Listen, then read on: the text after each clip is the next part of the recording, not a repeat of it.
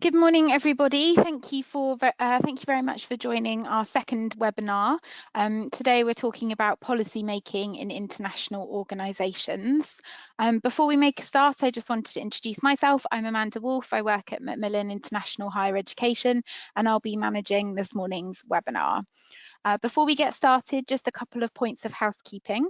The event today will be recorded. Because of that, you will be automatically on mute, just so that we can maintain the quality of the recording. That said, we definitely want to get you involved in the session, and please do ask any questions. You can do that through the chat feature or the questions feature, and we will save up the questions and come to them at various points throughout the webinar, and also at the end if we have enough time. As mentioned, we will be recording the session, and later today you will receive a copy of the recording, so should you wish to, you can watch again or share with any colleagues or friends. Okay then, so I think that's it from me. I'm now going to pass you over to the host of our webinar, who's going to take you through the slides this morning. Hello, good morning, good afternoon to the listeners in Europe. Welcome back to those of you who've attended the first webinar. Welcome also to those of you who haven't attended the previous one. I'm Hielke Dijkstra, I'm from Maastricht University, and I'm the co-author of this textbook on international organizations. Now you might be familiar with the textbook, or you might not be familiar with the textbook. That really doesn't matter. Today I'm going to be talking about policy making in international organizations, and I'm very keen to also hear your insights and questions. So please share your questions via the chat box. Let me try to go to the first slide. There we go. So this is the agenda of the webinar. 2 weeks ago, during the first webinar, I've talked about chapters 1 to 3. So I've given an introduction on international organizations. I've talked about the theories and the histories of international organizations. Today, however, we focus on policy making in international organizations. And the session of today, therefore, also corresponds to 4 chapters in the book. The first chapter is chapter 4, International Organizations as Political Systems, and then a chapter on the actors in international organizations, a chapter on decision making, and a chapter on the policies that come out of international organizations. So what we're really going to be doing today is talk about the black box of international organizations, what's going on inside these international organizations. How do they make policy? What types of policy do they make? Which actors matter? What are the preferences of these actors? So really about the black box of policy making within international organizations. Now, this is the second webinar. In 2 weeks' time, we're going to be talking about the activities of international organizations, and in about 4 weeks' time, we'll be talking about the future of international organizations. So those are the second half of this book. So let's get started and move to the next slide. And I think this is the conceptual model that I will be using throughout today's webinar. It's called the political system of international organizations. And it consists of a number of elements. We have an input, we have a conversion, and we have an output dimension. Now, the general argument that I'll be making today is that different international organizations transform the similar inputs into different outputs. So for instance, if the UN, the World Health Organization, or the EU get similar inputs, they will transform them into different outputs because they differ as international organizations. Now let me just talk you a bit through the different elements of this model of political systems. So first we have the input dimension. Take, for example, the World Health Organization. The coronavirus breaks out in China. At a certain point, Chinese authorities bring this to the attention of the World Health Organization, and then the machinery of the World Health Organization starts working, which we call the conversion procedure, and then the World Health Organization creates some output. It might make a decision that the coronavirus is now a worldwide pandemic. It might send a team of experts to China to do things on the ground there. So the World Health Organization produces a number of decisions and activities. Now, subsequently, these decisions and activities affect the situation on the ground in China and in the rest of the world. And on the basis of the effectiveness of decisions and activities of the World Health Organizations, actors change their demands and support for the World Health Organization. So it goes also around. There's a feedback loop. Now, this is a very brief example of how international organizations work. And during the rest of this webinar, I'm going to be walking through the elements and give you many more examples of essentially the black box, the bit that's now in gray, international organizations. So let's start to talk about the actors that are present in international organizations. And here we have to really focus on the input dimension. So depending on the different type of international organizations, we have a whole series of actors that provide input. They're obviously the member states and their governments. We have the administrative staff working for international organizations. National parliamentarians increasingly play a role in policy making within international organizations. Their interest groups, lobbies, non-governmental organizations, their communities of experts, and all these different type of actors provide relevant input into international organizations. I'm going to take these actors one by one, and I'm going to be thinking a bit about, what do these actors want? What do they bring to international organizations? So how essentially through their demands and support, they affect policy making in international organizations. Now, the most important actors in many international organizations are the governments of member states. And I've included here a picture of the UN Security Council, and you can see representatives of national governments sitting around the table, deciding on questions of peace and security around the globe. Now, within this UN Security Council, you obviously have a number of different member states. You have the 5 permanent members, you have the elected 10 members, and they have all sorts of different preferences on how international cooperation should look like. And I've just given a number of examples of the type of preferences that some of these states bring to the table. The United States is an interesting country, and its preferences to international cooperation have been studied really quite extensively. And generally, there's a pendulum in the US that swings from general support for international organizations to very specific support for international organizations.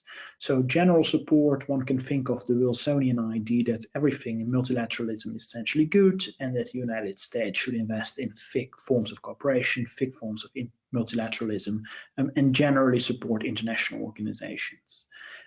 There are also streams in the US government, and particularly also the current Trump government, that favor much more specific support for international organizations. If international organizations benefit the United States will support them and fund them and provide other forms of support. If an international organization doesn't deliver enough for the United States will withdraw funding and maybe even quit an international organization. So throughout the last 100 years or so, the US has moved back and forward from general support for international organizations to really specific forms of support for international organizations. Now, while the United States and its preferences towards international organizations have been studied quite extensively, for other countries it's less so. Typically the Europeans, so the United Kingdom, France, Germany, are seen as multilateralists, so countries that generally support a wide form of international cooperation, international organizations. Russia is often portrayed as having non-interventionist preferences, so Russia is really quite keen to sit at the table in the Security Council, but it is not keen on the Security Council making decisions that infringe on the sovereignty of member states. Russia, for instance, has been a very fierce opponent of the principle of responsibility to protect after the Security Council gave its fiat to intervene in Libya in 2011. So it's just an example of non-interventionist type preferences of Russia. China is an interesting country. It often teams up with Russia on the Security Council, yet China often provides a bit of a more moderate voice in international cooperation. In the World Trade Organization, for instance, it's somewhere in between Europe and some of the other emerging countries, and it prefers not to make too much noise. So really quite a moderate type of voice in many international organizations. Emerging powers for the last decade or so have become a much more important group in international organizations, and very often they have revisionist type of preferences. They want more seats in the International Monetary Fund or the World Bank. They want to have a bigger say in the UN Security Council, and so they want to revise some of the rules of current cooperation within international organizations. Now, obviously, not all countries have the same type of powers and influence in international organizations. The United States will be more powerful than Costa Rica. But it's worth to think about some of the demands and support that countries can provide, that member states can provide along three dimensions. So first of all, there's the material and type of institutional power that countries have. The very fact that the United States spends a lot of money on defense simply gives it more clout in international relations, international cooperation as well. But it's important to recognize that countries and specific governments can also bring very specific expertise or administrative capacity to the table. Some countries invest in having a heavy diplomatic delegation in New York that can really follow everything that's going on at the UN or in Geneva, or some member states of the European Union have in Brussels a lot of diplomats exactly to keep an eye on what's going on. Others, member states, have very small offices in New York and elsewhere.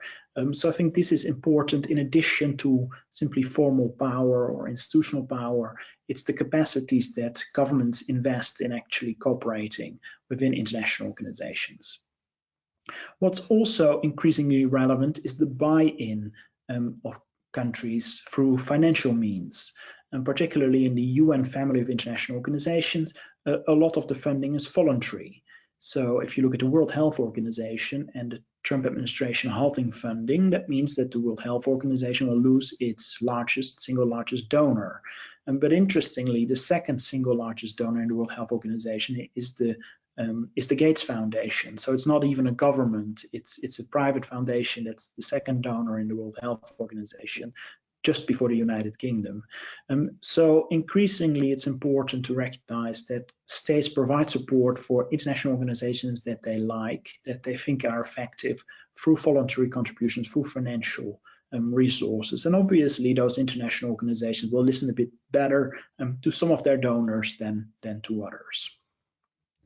So governments of member states are really the key actors throughout most international organizations, but it's equally important to recognize that they're not the only ones. And I'll move on the next slide to the administrative staff of international organizations. Now, these are often the type of bureaucrats that you don't really hear of. You hear sometimes of a Secretary General or a Director General, but I've put a picture up of the UN Secretariat building, the 50+ floors in New York, where a lot of international civil servants work, who essentially keep the machinery running, even in difficult times. Now, international secretariats vary tremendously, both in size and in functions. Some international secretariats, they do simply secretarial work, conference management, making sure that the coffee gets served during meetings, translation, legal advice. Yet there are also international secretariats that have a key role in agenda setting. The UN Secretary General, for instance, under Article 99 of the UN Charter, has the right to put threats to peace and security on the agenda of the Security Council. So whenever a war or conflict breaks out, the UN Secretary General can put that him or herself on the agenda of the Security Council, so can make that decision. A lot of international secretariats provide also very detailed policy advice that go into decisions. They might be involved in the implementation of policies. So there's a lot of variation in the type of functions that international secretariats, like the UN Secretariat, the NATO international staff, or the World Health Organization staff, do. Their functions differ, but they typically are quite important to the running of the machinery. Now, some international secretariats are really quite big. The UN has about 40,000 staff members working for it. The European Commission is comparable. Yet other secretariats are very small. The Arctic Council, so dealing essentially with everything related to the North Pole, has 12 staff members. The International Civil Aviation Organization, about 700. So there's an enormous variation in the roles, but also the capacities that these secretariats have. But on the whole, the international staff working for international organizations, and they're really touching the machinery, and they have a handle on things, and they're critical in keeping cooperation going. Now, since they're so important to many international organizations, there are also questions of, what do they want? And you see that international staff often develop some distinct preferences. Typically, they're pro-cooperation, so they really try to find compromise among the member states. They typically like evidence-based policies. So the World Health Organization is very much driven by medical expertise at the moment. International Monetary Fund very much driven by macroeconomic expertise. And like many bureaucracies, they tend to also enjoy more budget. So they will be lobbying for more budget for themselves. Which also raises immediately the question of how do states and member states and governments that have to pay for international staff, that have to rely on the expertise of international staff, how do they control these secretariats? And what we see is that the governments of member states have developed very sophisticated ways of keeping an eye on what the administrative staff of international organizations do through financial mechanisms, appointment mechanisms, oversight mechanisms. It's really quite extensive. And I think that also shows that the governments of member states take these international civil servants very carefully and think that their work is important. So we talked about the governments of member states, talked about the administrative staff, but there are other important actors that provide input into policy making in international organizations. And here I come to essentially three different groups: national parliamentarians, interest groups, and experts. Many international organizations have these days what we call parliamentary assemblies. In some cases, for instance, the European Parliament, this is really significant. The European Parliament is co-legislator, which means that on the large majority of laws that the EU adopts, the European Parliament has a say, it can amend, it has to issue consent. But there are parliamentary assemblies as well in NATO, Organization for Security and Cooperation in Europe, Council of Europe. There's the Pan-African Parliament related to the African Union. So there are a tremendous amount of opportunities these days for national parliamentarians and even elected European parliamentarians to have their say in policy making. Another group concerns interest groups and lobbyists. And what we see is that access to international organizations varies really quite a bit. Some international organizations are very open. The UN system is very open. Environmental organizations tend to be quite open. Security organizations like NATO are less open. Now, we typically have a negative connotation when we talk about lobbyists and interest groups, but they form a very important source of information and expertise as well for international organizations. Ultimately, the staff of international organizations often rely on these inputs and the type of information that these lobbyists provide. And very often lobbyists and civil society organizations can also be important allies. On the picture, I've put the former UN Secretary General Ban Ki-moon meeting all kinds of civil society organizations dealing with climate change during the Paris summit, where they adopted the Paris Agreement on climate change. And I think this is what we very often see, civil society organizations, interest groups as allies for international organizations to get policy done. There's another group that concerns of experts and academics, and in some fields is very important. Indeed, take climate change again. Science about global climate change has really developed over the last 30 years or so. And it's important that these new insights make their way into policy making. So experts, particularly in the environmental field, have a very important role. But the World Health Organization is similar. all these experts of the World Health Organization that now go on television about the coronavirus, many of them are medical doctors with medical degrees. So these are not diplomats or ambassadors or ministers. These are real, medical experts. But it does raise the question very often, are these neutral type of academics that provide the best possible advice, or are these, some of them are also activists? They're experts, they know a lot about their subject, but they're also pursuing certain agendas. And it's interesting to see, where the balance is and how this all fits into policy making. So what I've done now is I've talked about a range of actors in international organizations that have different preferences and provide different support and demands to international organizations. I will move on to decision making in the next session of this webinar. But at this point, I was wondering whether there are any questions.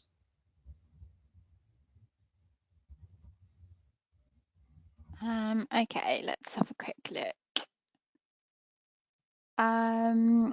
This one isn't a question, it was just a comment around the Gates Foundation and what a large contributor to the World Health Organization they were. This person was quite surprised about that. I can see someone's put their hand up. If you'd like to write a question or a comment in the chat box, then we can look at that one. I think the point on the Gates Foundation is an interesting one. I was surprised by that myself as well, because very often we still think of international organizations as run by governments, particularly powerful governments like the United States and China and all the rest of it. But what we've seen over the last 10, 15 years is indeed that not a lot of non-governmental actors like parliamentarians, interest group experts, but also the staff of international organizations have become a lot more prominent and a lot more powerful. And the same thing goes about funding arrangements. There's a lot more project type of funding, voluntary funding, rather than the standard, what we call assessed contributions, where every country has to pitch in according to the size of their economy or population. So international organizations are really developed in that sense. And that makes it also very interesting to compare them and see how they differ when it comes to policy making. Was there still one more? Yeah, oh gosh, all of a sudden a couple of questions have just come through. So question number one, do governments see international organisations as instruments of national policy, like France is alleged to have done with the European Union? Yes, I think that's a good question. I think one of the things that we also talked about in a previous webinar is the role of power, the role that, or how big countries, major players see international organizations. And according to some perspectives, particularly realist school, realists see international organization continuation of great power politics. What I think is striking here is that when it comes to policy making, a lot of attention is always given about which countries have the most votes or the veto and so forth. But ultimately, it's not just about voting or having a veto. It's also about the substance that's in decisions and in policies and in the activities of international organizations. And there's a lot of shaping that goes on in that sense. I'll come to that in a minute, but for instance, if countries in the UN Security Council dictate the terms, what goes into a Security Council resolution on, say, launching a peacekeeping operation in Africa, it doesn't necessarily mean that a peacekeeping operation will be carried out exactly like the great powers in the Security Council had intended. So I think there's a lot more when it comes to policy making in international organizations than simply great powers calling the shots. Great, another question here. I was wondering if you could say something about how the UNCTAD functions in relation to what you previously explained. So that's UNCTAD. UNCTAD, yeah. UNCTAD, good. I mean, UNCTAD has an interesting background in that it was really created in, I believe, the 1970s after a period of decolonization. So we had periods of decolonization in the 1950s, 1960s, which meant that a whole range of new countries were joining the United Nations. A lot of new countries, a lot of new member states of the United Nations. And then during the 70s, a lot of these countries, they essentially said, well, you know, the system is biased against us. The UN system, the Security Council, the IMF, the Bretton Woods institutions, they were all set up after the Second World War when our countries weren't around at the time. So we need, you know, some pushback. We need to set up some new institutions, and UNCTAD is one of these examples of those institutions that were really developed to further help newly independent countries to develop themselves economically in terms of trade. There have been a number of questions about the effectiveness of UNCTAD. It has been heavily criticized by the United States and a number of Western countries, but I think that's really the type of background we need to assess this organization against. You know, has it really helped newly independent countries develop better within the UN system than according to the Bretton Woods institutions, the international financial institutions set up after the Second World War? I'm going to get to the question of effectiveness a bit later in this presentation. So I'd like to move on now to decision making, and then we can return to those points. I think that would be the best. So I'm moving to the next slide.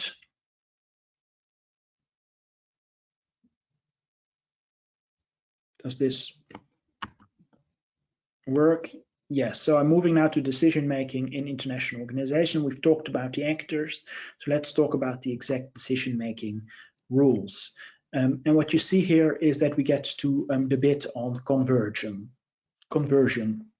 Now, all international organizations have their specific type of rules. The UN Security Council has a voting procedure, the IMF has a voting procedure, NATO takes decisions by consensus, and it would be very difficult for me here in the space of one webinar to essentially summarize all these voting procedures and decision-making procedures. So what I rather do is I've identified 3 modes of decision-making. That's decision-making in an intergovernmental conference, decision-making in type of plenary meetings by the executive council of an international organization, and delegated type of decision-making by a secretariat. And I'd like to go through these 3 modes of decision-making to give you a bit of an insight how that works. Now, these modes obviously vary across all sorts of different international organizations, but I think the general principles are very similar. So let me move to the next slide, where I'd like to talk about, say, the intergovernmental mode of decision-making and the plenary mode of decision-making. Now, these 2 modes are very different, even though the main drivers are the member states and the government of member states. But it's important for policy-making to understand the differences. So intergovernmental conferences tend to be really rare. These are the type of one-off history-making decisions.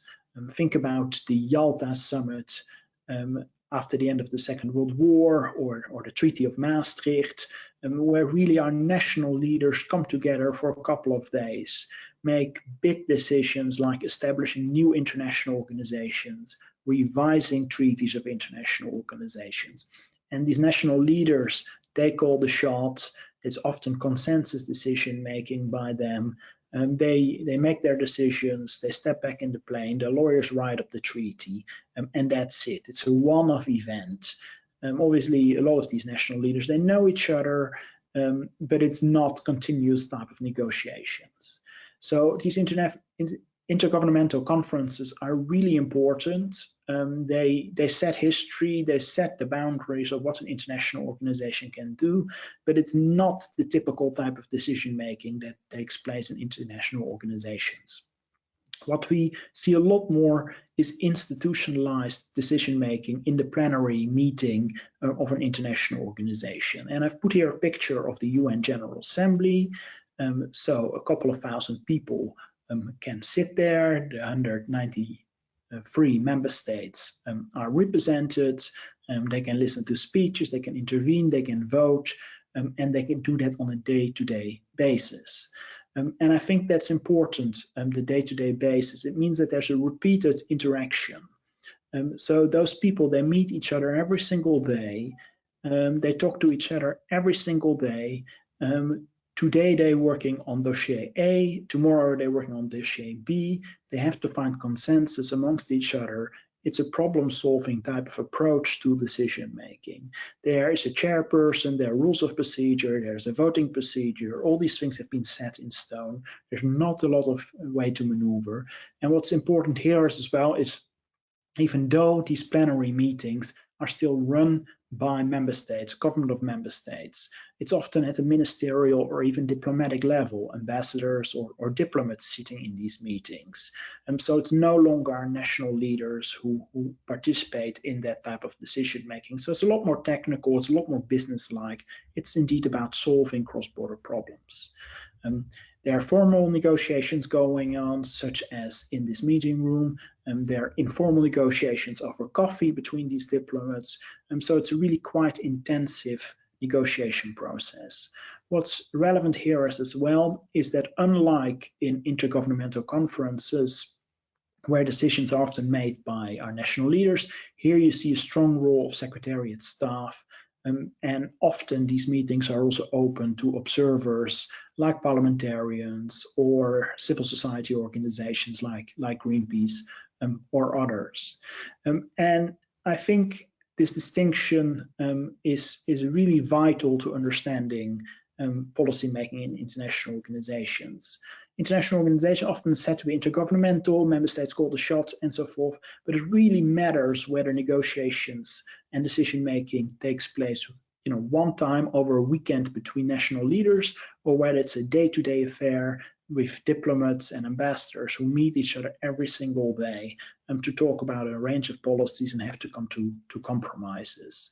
So an important distinction here, and you can imagine that the outcomes of intergovernmental conferences are very different from those of institutionalized decision making.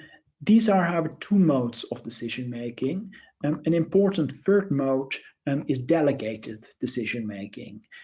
That essentially means that the governments of member states no longer make the decisions themselves. They say we delegate the rights to make decisions, the authority to make decisions, to secretariats, to specialized agencies, or even to international courts. And we see really quite a lot of this happening in international organizations. So, for instance, the UN Security Council can establish a UN peacekeeping operation, but the UN Security Council doesn't run the peacekeeping operation. The peacekeeping operation gets day-to-day guidance by the people working in the UN Secretariat. There's a commander being appointed under supervision of the Secretariat. So all these peacekeeping operations that we see, all the blue helmets across the world, they're essentially run by the people working in the UN Secretariat. They're not run by the Security Council. In the European Union, it's the same thing. The European Union has a customs union, which means similar tariffs on all sorts of goods. And these tariffs, they're set by experts working in the European Commission. They're not member states committees deciding on these tariffs, they're set by the European Commission. And think about the World Bank. The World Bank is providing a lot of loans for development cooperation. Now, there's some voting in the board of the World Bank, but the details of all these loans and the administration of all these loans with developing countries are done by the staff working for the World Bank.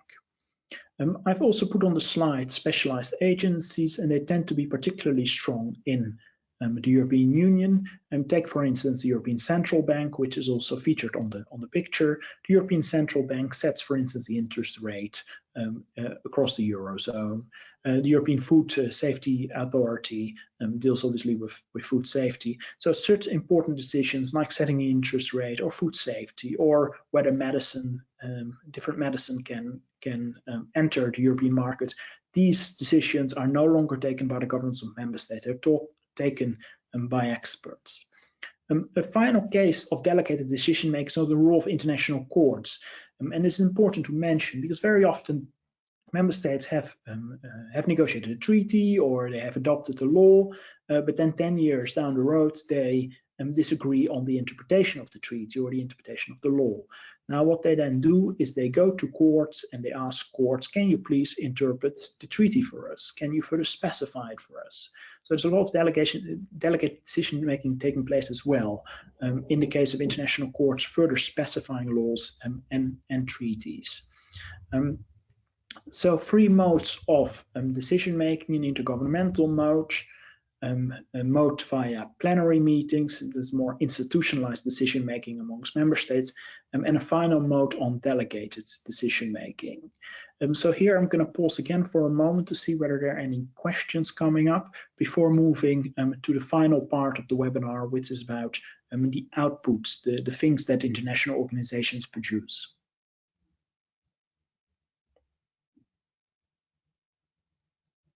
We've got some questions that related to the first part of the webinar, so I'm just going to wait and see if anything comes through about this particular area of the decision making.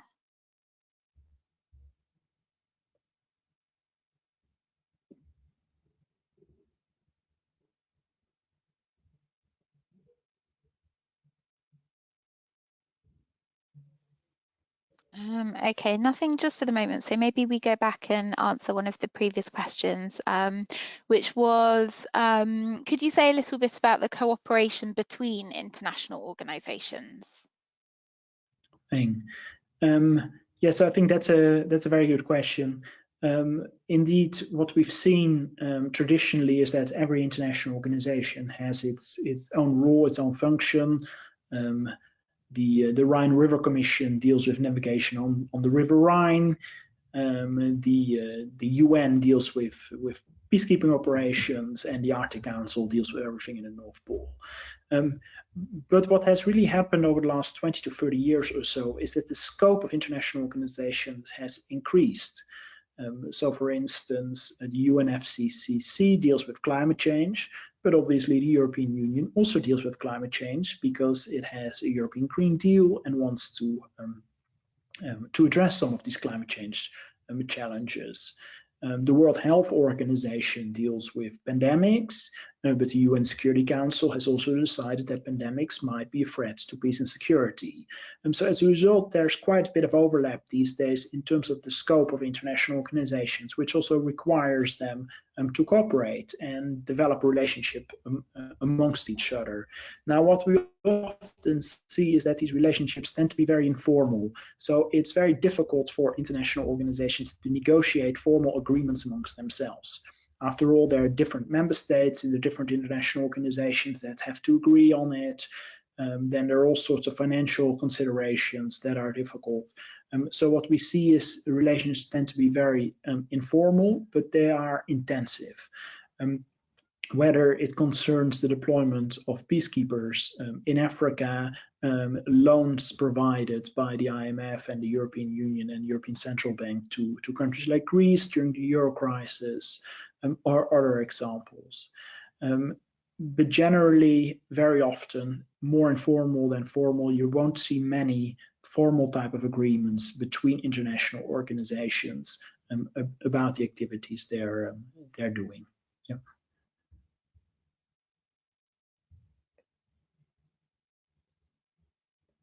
Okay, if you want to take another one as well. Oh, sorry, I've just had a couple more come through. Earlier, you mentioned that the US have a stronger role in international organizations, but recently Trump said that they were going to stop funding for the WHO. How is that going to reflect the US's role in international organizations?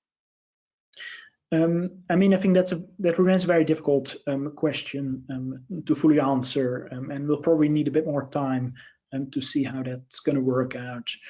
You know, the US, it's not the first time that the US has defunded international organizations or has left international organizations. It has withdrawn in the past and rejoined international organizations as well.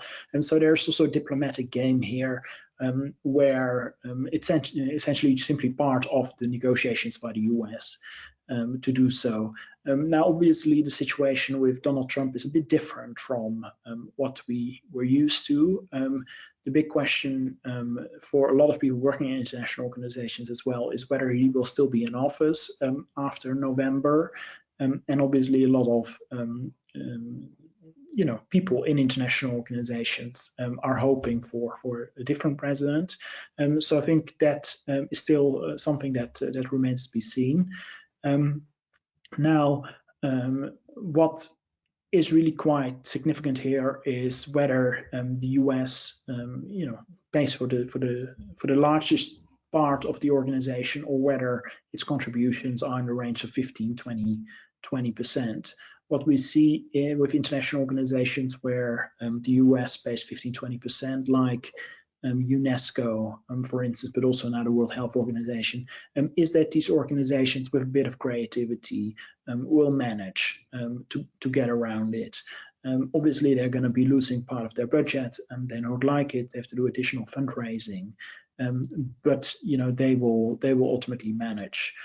Now, whether the consequence is that the World Health Organization starts then turning to other countries, in China, in this case, that remains to be seen. Even in the case of UNESCO, where the US withdraw from the organization, there's still quite intensive diplomatic cooperation between US diplomats and UNESCO as an organization. So I would suspect that we're going to see something similar with the World Health Organization. It won't be the end of cooperation.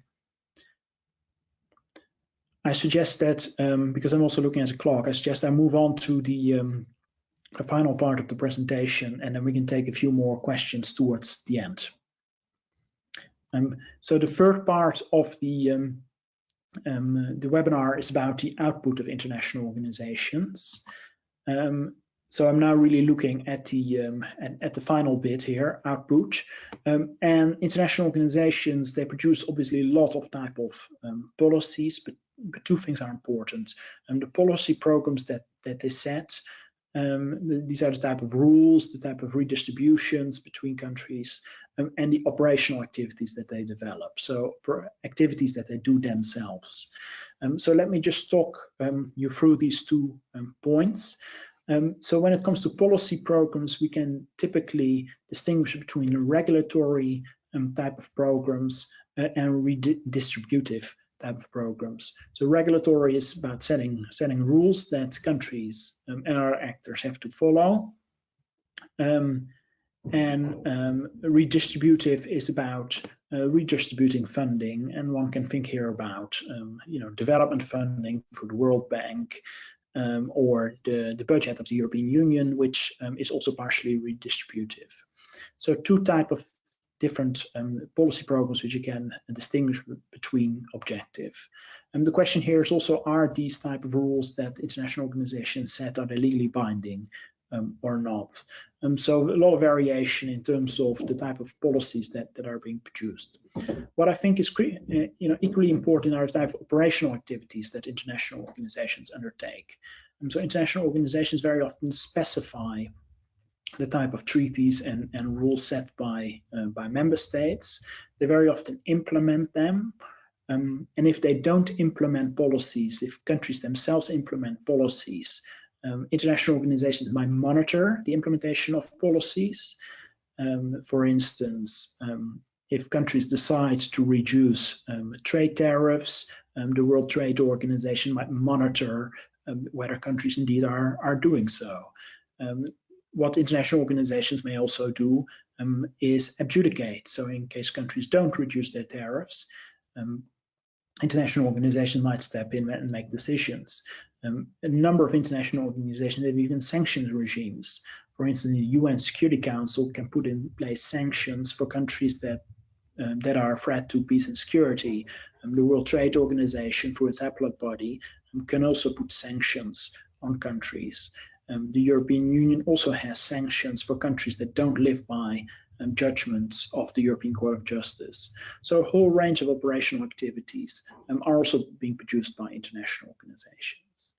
Now, the key question for me really is, for all these policies and outputs produced, can we really talk about effectiveness? Are international organizations effective in changing the world around us in line with the goals on which they were established?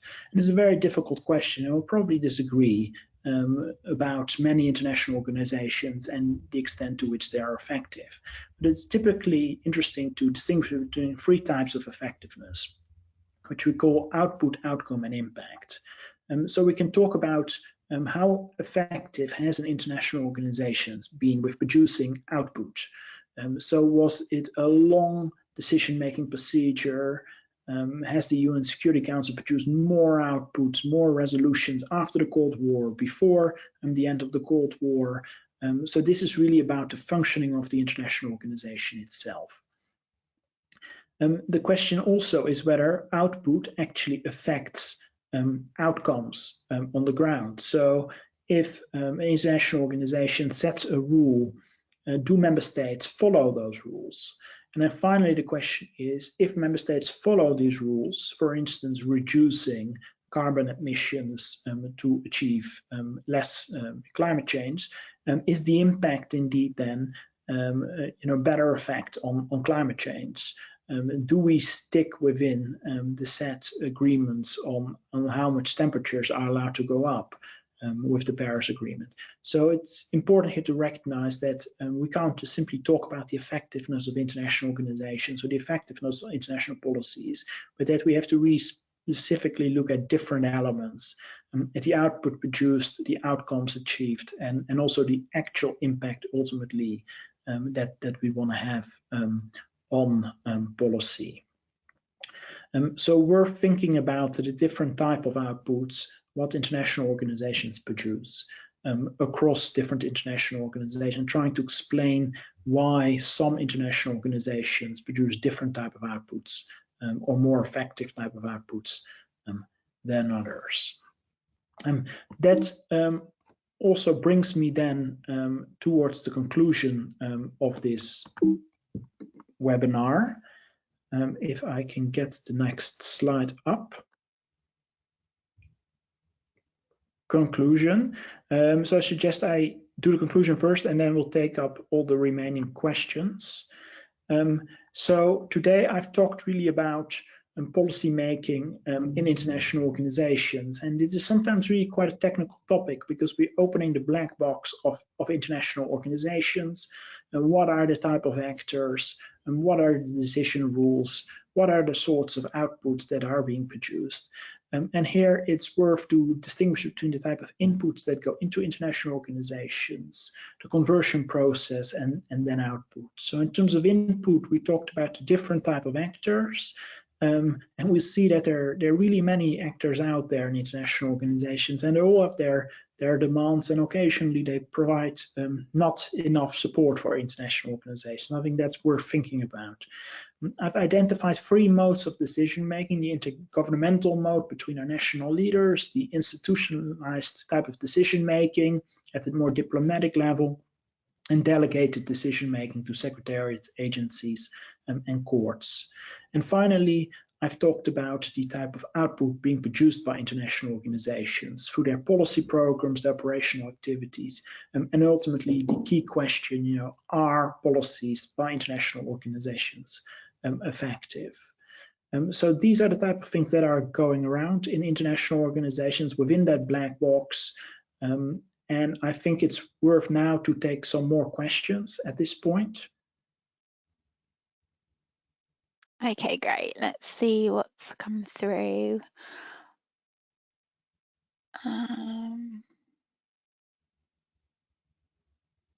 Okay, someone's asking if you could please elaborate on the emerging powers. Do you agree that they play a role in decision making? I think that's a very important question, and the emerging powers, obviously, they have been emerging for a while. In some international organizations, they are more powerful than in others. But I think the very fact that, for instance, now the World Trade Organization is in trouble has to do with the rise of the emerging powers.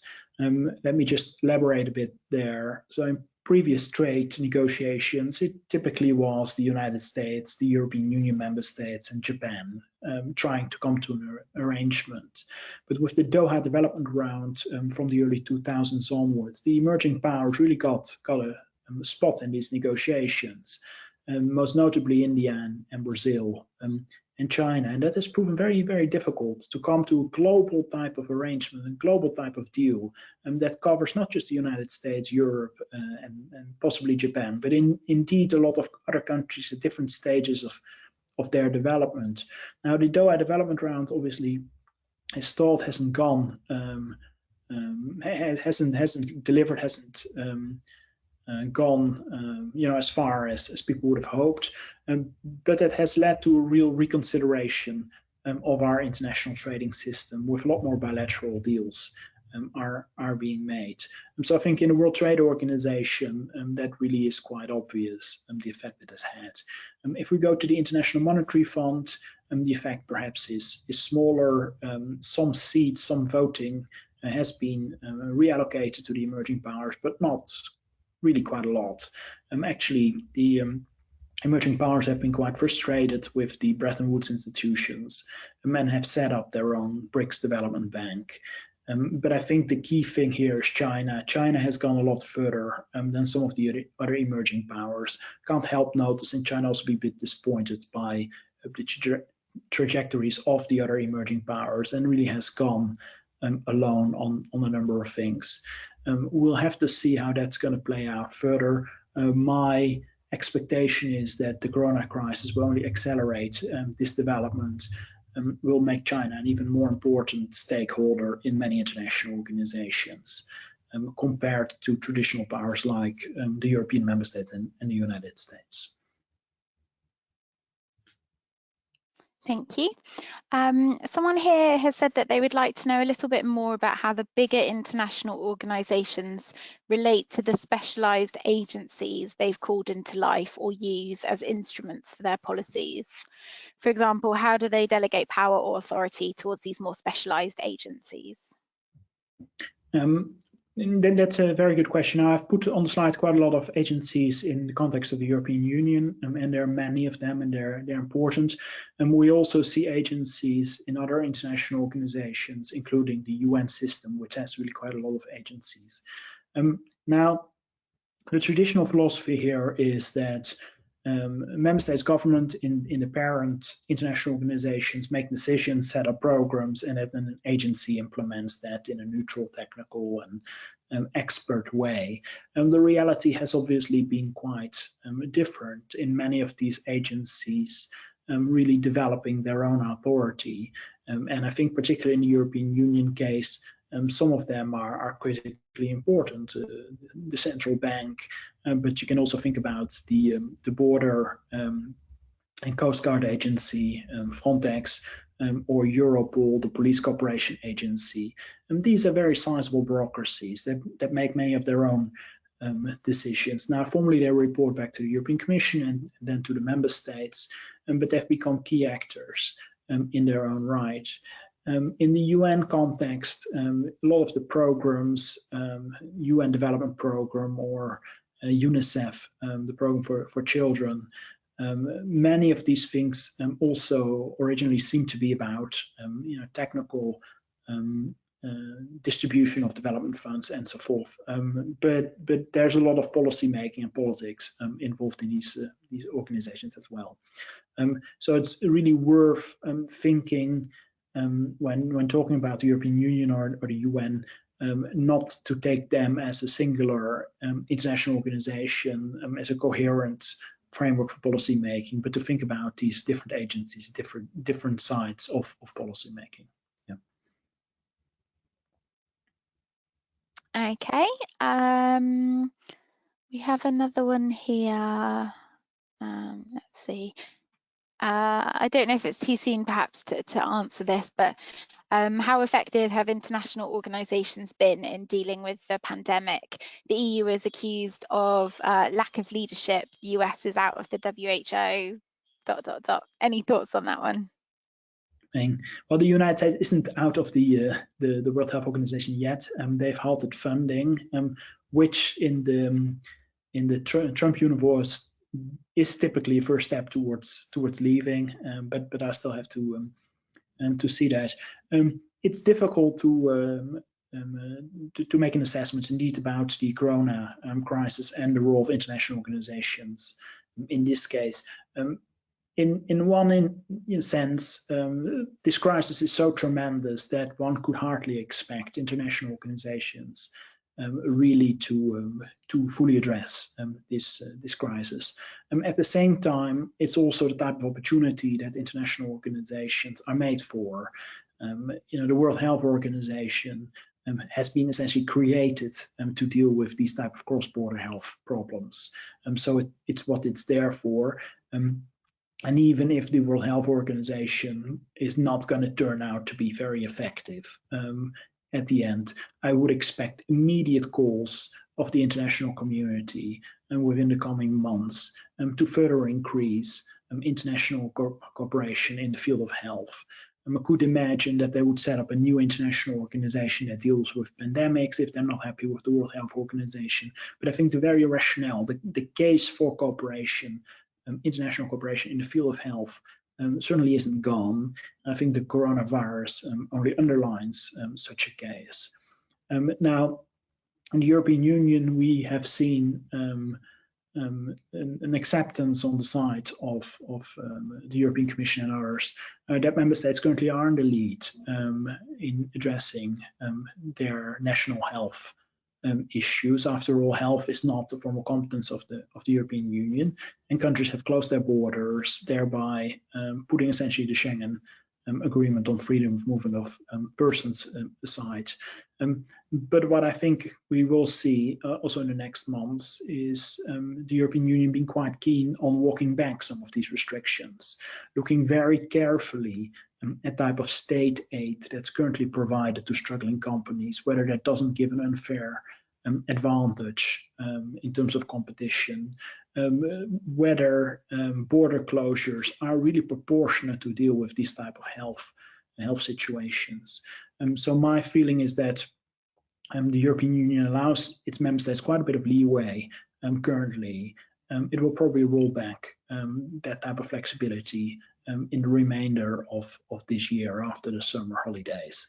So it will be very curious to see how that indeed works out, because I do agree with the premise that if the European Union is not capable of reinstalling Schengen, making sure that state aid doesn't go out of hand, and if the European Union is not capable of fostering European cooperation, it will be in a difficult situation.